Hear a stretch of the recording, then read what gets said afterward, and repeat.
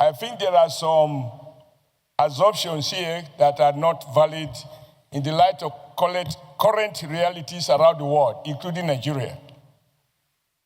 When these laws were passed, it was assumed, based on strong norms and tradition, that only men may defile a girl or a baby, or only men may rape a woman or a girl.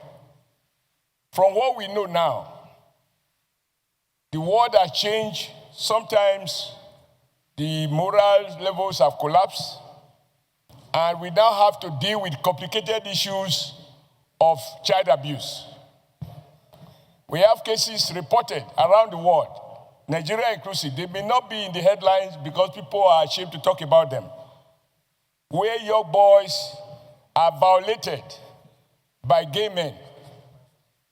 Whereas gay is still illegal, but the truth is there are boys who have reported being molested by adults.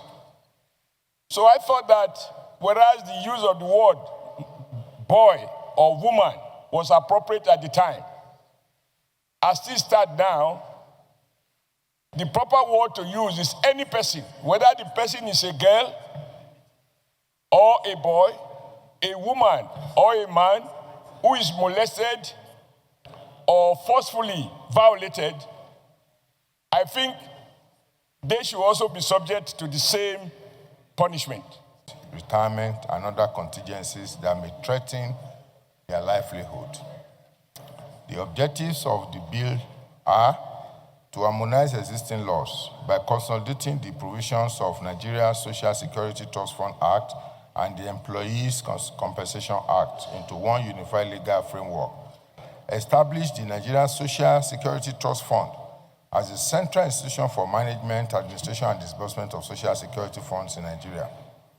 Number 3, expand social protection coverage, ensuring that workers in both formal and informal sectors benefit from schemes addressing employment injuries, disabilities, unemployment, retirement, and health contingencies. And consistent with even the President's commitment to reduce agencies and consolidate them and reduce overhead and avoid internal conflict of jurisdiction.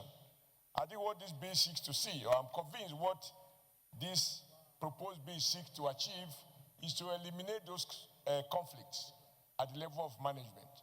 And of course, that will also result to cost saving, a more coherent approach to the issue of employee compensation, whether as a result of injuries.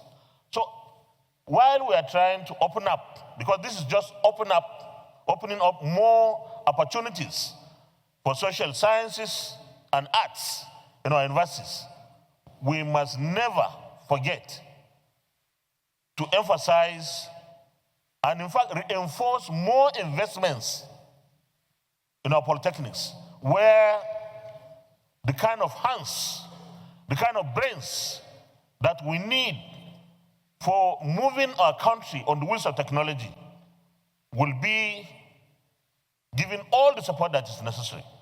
Now, I commend this bill if we see it from the perspective that the government can no longer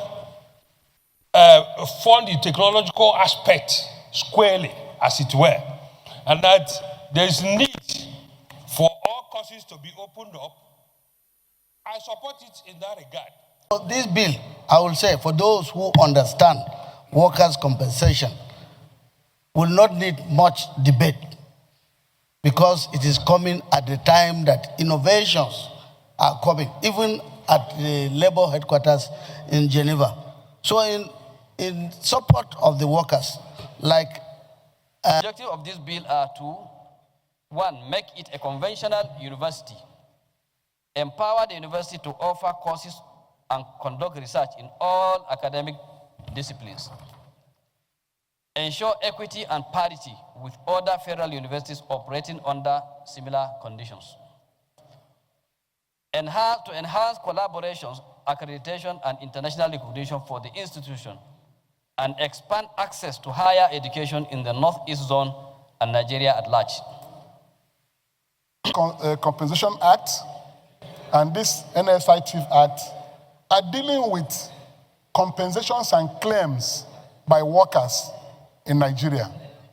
So there will be no need operating these two acts side by side, since employees can make claim from either of the acts. So bringing them together will give us one act dealing with workers' compensation, whether in the private sector or in the public sector. So I support this bill, that it is well intended and to help us to harmonize this workers' compensation in the event of accident or anything or injury. To remove the word technology from its name and make it a non-specialized university, and for related matters 2025 SB 910, second reading taken. This bill is now referred to the Committee on Tertiary Institution and TED Fund to report back to the Senate in 4 weeks. Let me thank